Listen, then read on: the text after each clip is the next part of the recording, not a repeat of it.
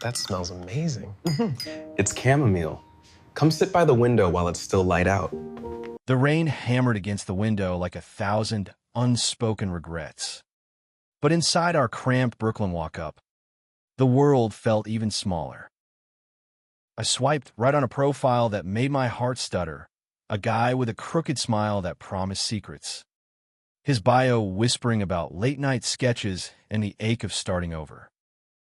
Little did I know, as the match lit up my screen with a ping that echoed in the empty living room, that the stranger staring back was just 10 feet away, brewing coffee in our kitchen, oblivious to the storm we'd both been dodging for months. His name on the app was Sketch King 87, but in real life, he was Jamie, the roommate I'd awkwardly high-fived every rent day since we split the lease 6 months ago. Alex Harper, 25 and still figuring out how to adult without crumbling, had downloaded the app on a whim after another soul-sucking day at the design firm. Freelance gigs paid the bills sporadically, but the loneliness, that was the real killer, gnawing at me in the quiet hours when the city lights blurred into a neon haze outside. Jamie and I had clicked as roommates in that superficial way, shared laughs over bad takeout, nods of solidarity when the super ghosted us again, but we never crossed into anything deeper. He worked the early shift at that hipster cafe in Williamsburg, slinging lattes with a charm that turned regulars into devotees, while I hunched over my laptop until my eyes burned, crafting logos for brands that couldn't care less about the artist behind them. That first message from Sketch King 87 hit like a jolt of espresso. Your profile pic with the city skyline feels like you've captured the chaos I can't put into words. What's the story behind it? My fingers hovered, heart racing. Who is this guy? His photos showed a guy with easy confidence, broad shoulders under a fitted tee, eyes that crinkled with genuine warmth. I typed back, spilling more than I meant to about the pressure of deadlines, the way New York chewed you up and spat out dreams half-formed. He responded instantly, his words wrapping around mine like a shared blanket on a cold night. I get it. Pouring coffee all day. It's like feeding souls, but mine's running on fumes. Ever feel like the right connection could rewrite your whole script? We messaged for hours that night, the rain a relentless backdrop as I curled on the couch, phone glowing like a lifeline. He talked about his art, doodles on napkins that dreamed of galleries, and I confessed my fear of fading into corporate obscurity. It was electric, this anonymous dance. No faces attached, just raw vulnerability spilling out. By midnight, I was hooked, that rare flutter in my chest reminding me why I'd cracked open my heart again after the disaster with my ex, who'd bailed when labels got too real.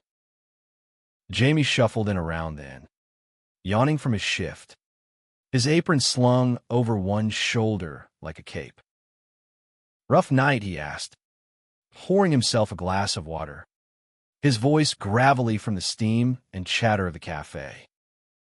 Yeah, just. Scrolling, I mumbled, shoving my phone under a pillow, heat creeping up my neck. He chuckled, that low rumble that always eased the tension in our shared space, and crashed on the armchair across from me. Same. Apps are a jungle out there. His eyes met mine for a beat too long. Or maybe I imagined it. The air thick with the scent of his cologne, something woody and warm.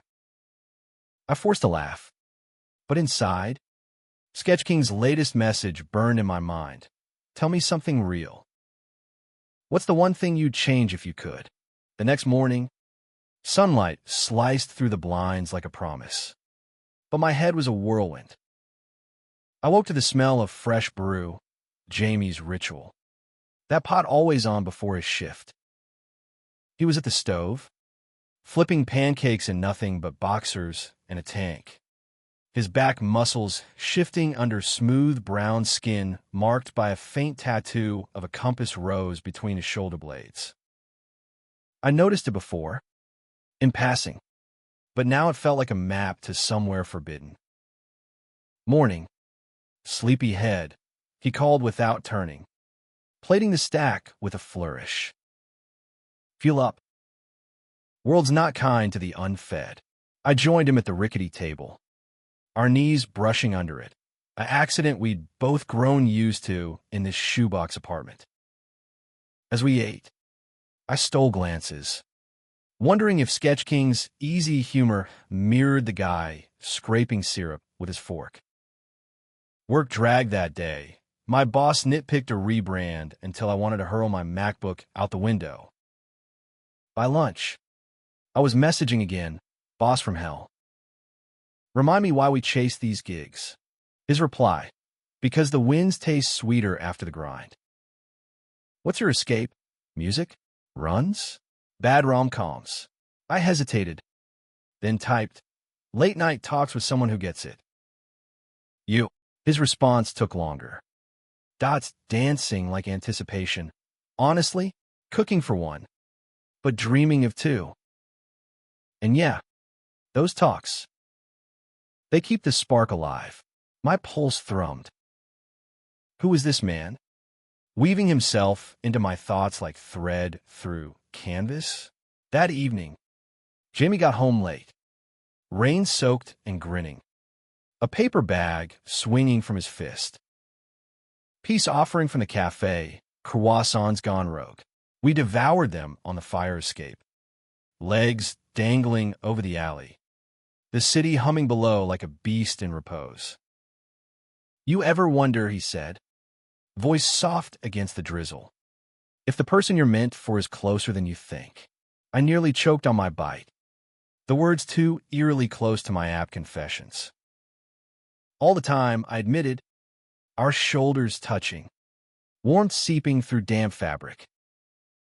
His gaze lingered, dark and searching, and for a split second, I saw it, the same quiet hunger I'd glimpsed in his profile pics. But then he looked away, exhaling smoke from a rare cigarette. New York's full of almosts. Gotta keep swiping, right?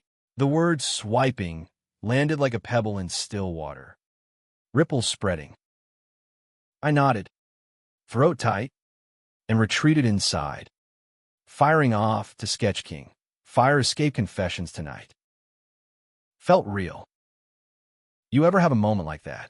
His reply came swift, every day, pouring coffee for strangers who bare their souls.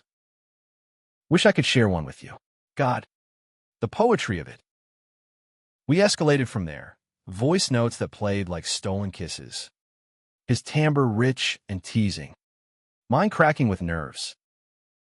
He sent a photo of his hand sketching a heart on a foggy window. Caption, for the one who redraws my lines. I reciprocated with a doodle of two silhouettes against the skyline, hearts intertwined. It was intoxicating, this parallel life blooming in pixels while our real one tiptoed around eggshells. A week in, he suggested a meetup, neutral ground, that part by the bridge, tomorrow, 7 p.m. Or something that says adventured. My stomach flipped. What if he was a creep? What if he was perfect? I agonized over outfits, settling on my best jeans and a Henley that hugged just right. Jamie noticed as I primped in the mirror.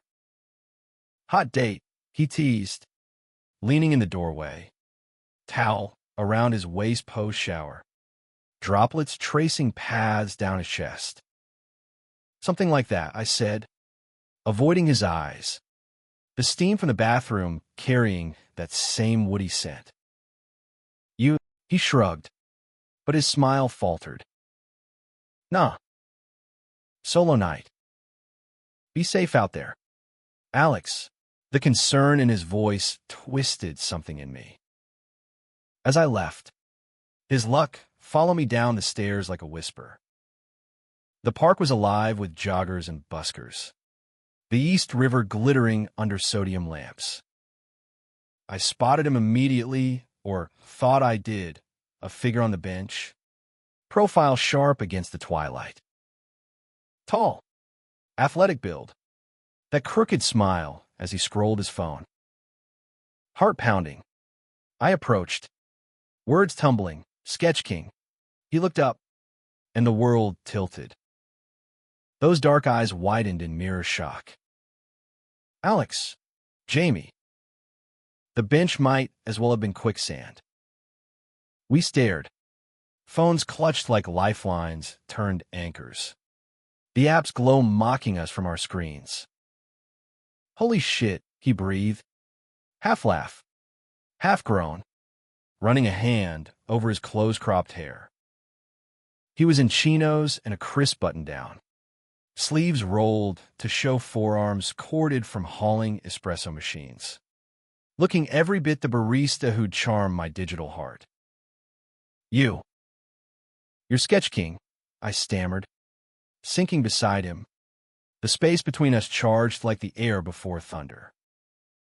"All this time, pouring your coffee every morning," he finished, voice raw. "Reading your vibes in the apartment, too scared to say it out loud." The confession hung there, fragile as the first raindrop on my cheek. We'd built this beautiful illusion, bearing souls to a ghost, while the flesh and blood versions danced around truths too terrifying to touch. He explained first, words rushing like the river beside us. Jamie Ellis, 27, gay but closeted in a family that preached tough love back in Philly. His dad a cop who'd never understand. His mom too buried in denial to ask. The app was his escape, a place to be unapologetically him, until my messages cracked him open. Your words, Alex, they felt like home. Safer than admitting I light up every time you laugh at my dumb jokes. I swallowed hard, the hook of it all reeling me in deeper. My own closet was self-built. After Mark, my college boyfriend who'd ghosted when coming out meant losing his frat bro status. New York was supposed to be liberation, but fear lingered like fog. I swiped because I was lonely, I admitted, our knees brushing now intentional. But you, it was you making me feel seen. In the messages, in the kitchen. I just didn't know. We sat there as dusk deepened, voices overlapping in a torrent of what-ifs. The park emptied, but we lingered, the revelation weaving relief and terror. What now? Burst the bubble and risk the roommate harmony we'd clung to? Or dive in? Consequences be damned? He reached for my hand first. Tentative, his palm calloused from steam and strain, warm against my chill. This doesn't have to end the story, he murmured, thumb tracing my knuckles. It could be the plot twist. I leaned in, our foreheads touching, breaths mingling. The kiss was inevitable, soft at first, testing, then deepening with the pent-up force of 100 unsent signals. His lips tasted of mint and possibility, hands cupping my face like I was the sketch he'd always meant to frame. When we pulled back, the world had shifted, the stranger was gone, replaced by the man who'd shared my sink. My silences, my space. But romance in Revelation isn't fairy dust, it's grit. Back at the apartment, the high crashed into reality. Our lease loomed like a guillotine. Awkward mornings if it soured. The cafe buzzed with his regulars, oblivious to the barista whose heart now raced for the guy nursing a flat white at the end of the counter. And me, dodging designs that demanded focus while his latest voice note played on loop. Last night was real. Let's make the rest of it real, too. We tried. Stolen moments in the hallway. his fingers grazing my waist as we passed. Lazy Sundays tangled in sheets we'd once kept firmly separate. He sketched me asleep, lines tender and true, pinning it to the fridge with a magnet shaped like the Brooklyn Bridge. I designed a logo for his side hustle, napkin art turned prints, infusing it with the colors of our shared sunsets. It was heady, this love blooming in familiar soil. Every glance a spark, every touch a declaration. Yet shadows crept. Jamie's phone lit with a call from home one night, his face paling as he stepped onto the fire escape. I eavesdropped from the window, heart sinking at his dad's gravelly bark. "When you bringing a girl around?" "Son, clock's ticking." Jamie's reply was clipped. "Soon, Dad." But his eyes when he returned were haunted, shoulders slumped under the weight of performance. My own ghost stirred too. A work happy hour turned ambush when my ex, Mark, showed up, charming as ever, arm around a new guy, but his gaze lingering on me like unfinished business. "Heard you're shacking up with some bar dude," he slurred later. "Corner me by the bar." Slumming it, the jab landed, stirring doubts. Was I ready for this? Out in the open, when Jamie still hid, the tension simmered, bubbling over on a Friday when the super jacked rent by $200, our fragile balance tipped. "We can't afford this if things go south," Jamie snapped, pacing the living room, his apron discarded like shed skin. What if it's just the thrill, the app fantasy crashing into real life? I fire back, voice cracking. Or what if it's the realest thing we've got? You're the one pulling away every time your phone rings. The words hung, accusatory, and he stopped, face crumpling. "I'm scared, Alex. Scared of losing you as a roommate. As everything. My family's all I've got besides this." We collapsed onto the couch, the fight fizzling into exhausted honesty. He confessed the tattoo story, the compass from a road trip with his late brother, who'd known his secret and loved him fiercer for it. He'd say go for it. Live true, I shared Mark's betrayal, how it armored me against vulnerability. But you made me want to try. That night, we made love slowly, deliberately, mapping each other like uncharted territory. His body over mine, strong and yielding, whispers of stay against my skin. Dawn found us entwined, the rain a gentle patter now, washing away the storm.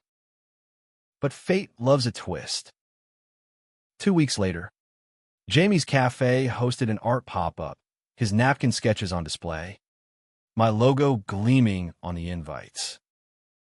Pride swelled as I mingled, hand in his under the table, until his parents arrived unannounced, faces beaming with expectation. "Surprise visit," his mom trilled, hugging him tight, while his dad clapped my back, mistaking me for the roommate buddy. The air thickened. Jamie's smile strained, his hand slipping from mine. I excused myself to the back, heart hammering, when his dad followed. "Good kid. Your roommate," he grunted, sipping a brew. "You too." "Close." "Huh." Panic flickered. Did he know? But then, softer. Jamie's always been soft-hearted. Takes after his brother. Wish that kid was here to see him settled. The vulnerability in the cop's voice cracked me. Later, as the crowd thinned, Jamie cornered me in the storage room, eyes wild. "They can't know." Not yet. Hurt flared, but I saw the terror, the love tangled in legacy. Then when I pressed, voice low, "I can't keep being your secret side quest." You pull me close, forehead to mine. "You're my whole story, Alex, give me time to rewrite the ending. The pop-up success buzzed online. Orders flooding for his prints. My designs tying it all together. We rode the high, but the undercurrent pulled. One evening, scrolling the app for old time's sake, I found his profile still active, matches pending. Jealousy twisted, irrational but sharp. Still hunting? I asked lightly over dinner. Fork stabbing pasta. He paused. Fork midway. Habit. Deleting it now, but the seed of doubt rooted. Whispers of what if echoing Mark's barbs. Climax brewed on a stormy Saturday. Jamie's dad called again. This time insistent. Family dinner next month. Bring a date. Make your old man proud. Jamie hung up, slamming the phone down, tears unshed. I can't do this charade anymore. But telling them, it'll shatter everything. I held him as he broke. Sobs muffled against my shoulder. The man who'd steadied my world, now unraveling. Then we face it together, I said. Fierce. Your family. My fears. None of it changes us. That resolve carried us to Philly. A road trip in my beat-up Civic. His hand on my thigh the whole way. The dinner was a minefield, his mom's casseroles steaming with affection. His dad's stories laced with machismo. We sat side by side, knees touching under the table. Jamie's grip on my hand hidden by the cloth. Conversation skirted edges until dessert, when his dad boomed. So, Alex, you seeing anyone? Good ones are hard to find. Jamie tensed, but I squeezed back our signal. Actually, he said, voice steady as steel. I am. And he's sitting right here. Silence crashed. Forks clattering. His mom's eyes widened. Pie slice forgotten. His dad's face reddened, then softened into shock. Son, the words poured then, Jamie's truth. Raw and unfiltered, laced with love for the family that raised him. Alex isn't just my roommate. He's my partner. The one who makes the chaos make sense. Tears streaked his mom's cheeks, but she reached across, clasping her hands. His dad sat stunned, then nodded slowly, voice thick, your brother. He be proud. Just be happy, kid. That's all I ever wanted. The drive home was cathartic. Windows down, wind whipping confessions into the night. Back in Brooklyn, we burned the app profiles in a tin ashtray on the fire escape, ashes scattering like old skins shed. To plot twists, Jamie toasted with cheap wine, pulling me close. Months blurred into rhythm, his art show in a Soho gallery. My promotion to lead designer. Our lease renewed with rings exchanged in quiet promise. Love, it turned out, wasn't the stranger on the screen, but the one who'd been there all along, waiting for the swipe to reveal him. In the heart of the city that never sleeps, we'd found our wakeful dream, two hearts, synced in a story we'd write together.